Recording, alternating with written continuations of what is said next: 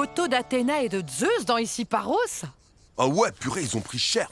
Ils sont devenus énormes. Tu savais, toi, que dans la mythologie grecque, l'obésité avait 5 fois plus de chances de toucher les dieux que les héros? Ah bon? C'est un truc génétique? Ah non, c'est juste une question de comportement alimentaire. De toute façon, il faut bien avouer que la mythologie grecque a débuté avec de très mauvaises habitudes. Ah bon? Pourquoi? Eh ben, les dieux de l'Olympe sont quand même issus d'un cycle boulimie-anorexie classique. Leur père Chronos dévore un par un ses 11 premiers enfants. Ensuite, il se fait vomir dans les toilettes et les gamins retrouvent leur place dans la famille.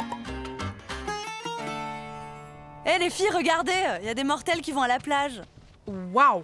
Il est quand même hyper bien gaulé, le Minotaure. J'irais bien me faire nettoyer le labyrinthe, moi. Oh, t'abuses, Aphrodite. Oula! Et vous avez vu le string d'Ariane? Non, mais pas seulement. Hercule aussi, il est canon. Et Ulysse, on dirait un prof de voile des Glénans qui revient de la Transat Jacques Vabre. C'est vrai que si tu nous compares aux mortels, il y a 2 poids 2 mesures. C'est super injuste. Ils mangent de la moussaka toute la journée et ils restent minces, tandis que nous, il suffit de 2 olives et d'un verre d'ambroisie et on prend 3 tailles de Panthéon. Non, et puis t'as vu les mecs autour de nous. Zeus qui est gras comme un loukoum, Poséidon qui planque ses bajoux derrière une barbe de 100 jours, Arès qui fait genre sportif pour qu'on remarque pas qu'il a de la brioche. Il y a un vrai problème d'alimentation sur l'Olympe. On devrait faire beaucoup plus attention à ce qu'on avale. Il faut qu'on demande à Zeus d'arrêter tous ces banquets qu'on organise pour un oui ou pour un non. Et puis dire aux Vestales de ne plus accepter les offrandes des mortels. Les prêtresses à Delphes qui brûlent des pots de Nutella en notre honneur, c'est la cata pour la ligne, ça.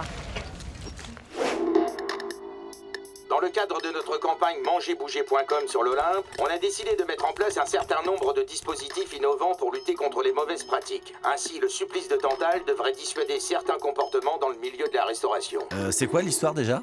Tantale faisait partie de la bande des dieux à l'époque où ils organisaient tous les soirs des super dîners. À part qu'un jour, il leur a servi un genre d'ossobuco et là, ça a carrément dérapé. Ils étaient véganes. Non, quand même pas. C'est juste que la viande, c'était des morceaux de son propre fils. Ah ouais, ils ont mangé le gamin du coup. Il n'y a que Déméter qui a bouffé l'épaule sans s'en rendre compte. Mais bon. Du coup, pour punir Tantale, Zeus l'a immergé à moitié dans un fleuve sous un arbre fruitier et on l'a attaché à un rocher. Maintenant, à chaque fois qu'il a soif, l'eau se retire et à chaque fois qu'il veut croquer un fruit, la branche s'éloigne. Ah ouais, c'est vraiment horrible comme supplice. Ah oui, mais c'est pas ça la vraie torture. La vraie torture, c'est qu'ils lui ont fait croire qu'il fallait manger 5 fruits et légumes par jour.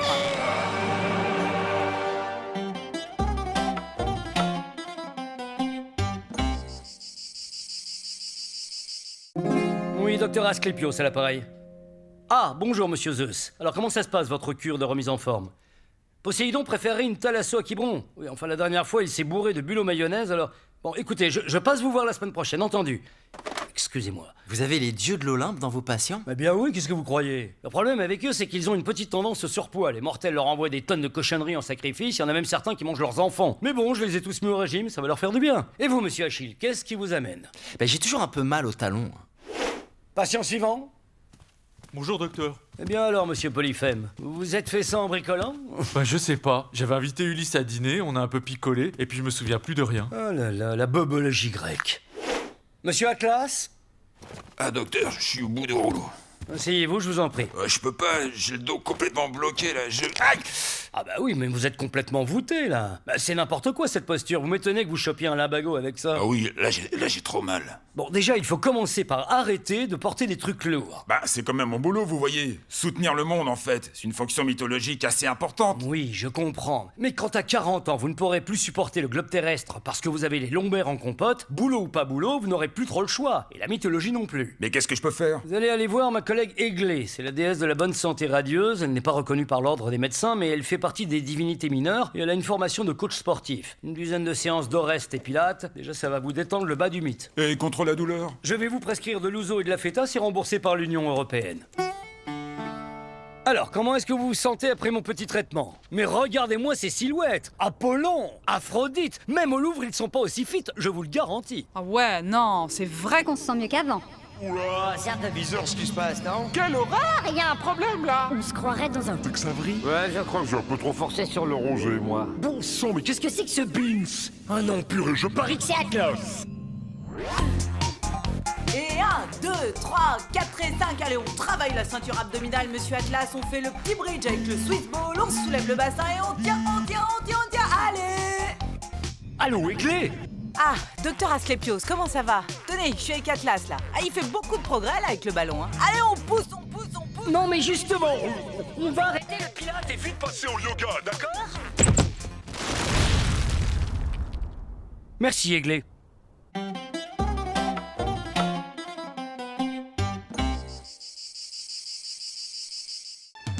Ce soir, édition spéciale sur Odyssey News. Que doit-on redouter à la veille de l'acte 23 du mouvement des Toisons Jaunes? Bah écoutez, pour cette nouvelle journée de mobilisation gréco-latine, Jason et les Argonautes ont appelé à un rassemblement massif malgré l'interdiction de manifester promulguée par les dieux de l'Olympe. Comme le samedi précédent, on craint de nouveaux débordements. Mais oui, ce que les divinités ne veulent plus voir, ce sont ces images de chars incendiés, d'oliviers jetés en travers de la route et de colonnes corinthiennes renversées qui ont fait le tour du bassin méditerranéen, provoquant stupeur et consternation dans toute l'Antiquité. Ce mouvement, au départ cantonné aux périphéries du monde grec, avec le blocage des ronds-points de villes pas intéressantes comme Delphes ou Mycène, a peu à peu fait tache d'huile d'olive et s'est maintenant répandu dans toute la mythologie. Qui se serait attendu à voir les Athéniens manifester aux côtés des Spartiates et les centaures défiler sous les fenêtres du Parthénon avec des toisons jaunes sur les épaules? C'est sûr que tout le monde a été surpris, y compris les plus grands tragédiens de l'Antiquité, n'est-ce pas, Jean-Claude Sophocle? Oui, à la fin de l'acte 5, on s'attendait tout naturellement à voir le mouvement prendre fin. Et imaginez-vous qu'on en est à l'acte 23, c'est du jamais vu, même chez Ariane Mouchkine. Les Toisons Jaunes vont-ils braver l'interdiction et défiler sur les Champs-Élysées comme ils l'ont annoncé? En raison des manifestations sur les voies publiques, la préfecture a décrété la fermeture des stations Parthénon. Eh, c'est génial! On est encore plus nombreux que samedi dernier! On va peut-être réussir à faire reculer l'Olympe finalement. Si tu savais, ton Olympe. C'est qui le mec cagoulé là-bas? C'est un Black Bloc? C'est Prométhée. Il explique comment on fait des cocktails Molotov. Bon alors, vous avez compris? 3 quarts d'ouzo, 1 quart d'huile d'olive, et vous allumez avec... Attention, il y a la police qui charge.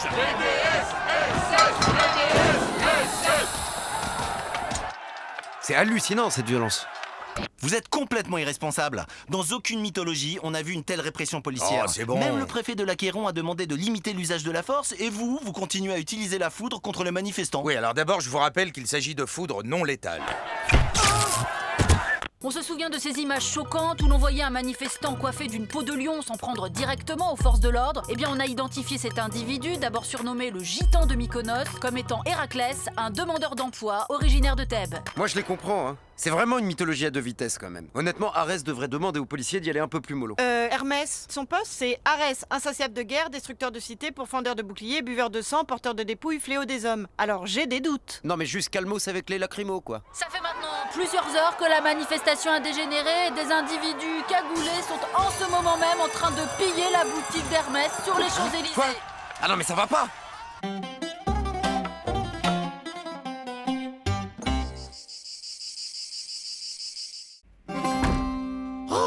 J'ai encore marché dans la moussaka sur le trottoir, j'en ai foutu partout. Ah, je te jure, Ulysse, j'en ai ras-le-bol de cette ville, moi. Moi, je me suis tapé 2 heures coincé dans les embouteillages à cause d'un accident sur la rocade d'Ithaque. On va devenir fou si on reste ici ce week-end. Tu veux pas qu'on aille prendre un peu l'air en forêt? Oh, ça fait du bien un peu de nature. T'en as pas marre, toi, de tous ces temples, toutes ces colonnes, ces péristyles? Ah bah c'est sûr, les cités grecques, c'est difficile de faire plus moche. Salut, salut! Ah, vous m'avez fait sursauter, là. Pénélope, c'est le dieu Pan. Je sais pas si vous vous connaissez. Ah ben, quand même. Dites donc, c'est vachement bien votre grand jardin. C'est génial de passer du temps dans la nature comme vous faites. Oh, et puis tous ces arbres, c'est sublime. Le chêne et le tilleul, là-bas, ils sont magiques. C'est joli, hein? C'était un couple de vieux hyper amoureux, Philémon et Baucis, que Zeus a transformé en arbres entrelacés pour les remercier de l'avoir accueilli. Et la collerette tournée vers le petit étang, là, en fait, c'est Narcisse, changé en fleur après sa mort. Ah, ben c'est super de vous avoir rencontrés, on va tout savoir. Ces plantes que vous prenez pour des végétaux un peu banals sont très souvent des héros de la mythologie.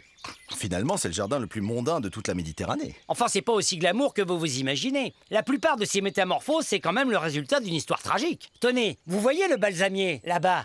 Ah, le truc qui fait de la bave hyper collante qui coule du tronc? Ouais, ben je m'en suis foutu plein la toche, je sais pas comment je vais la ravoir. Hein. C'est un arbre à myrrhe. À la base, c'est la princesse Myra, une cagole chypriote enceinte de son père et abandonnée dans la forêt.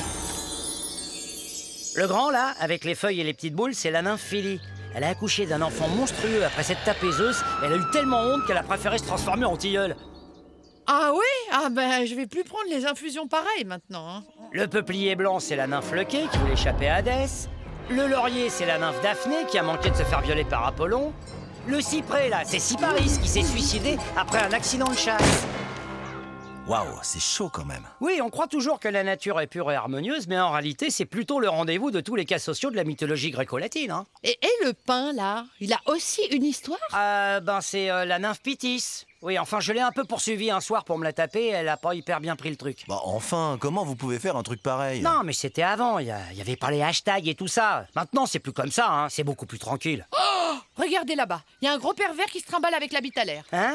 Ah, mais non, c'est Priap, c'est le dieu protecteur des jardins. Tenez, vous voulez que je vous le présente? Ça va aller. Bon, Pénélope, on rentre? Oh, mais attends, on vient à peine de commencer le pique-nique.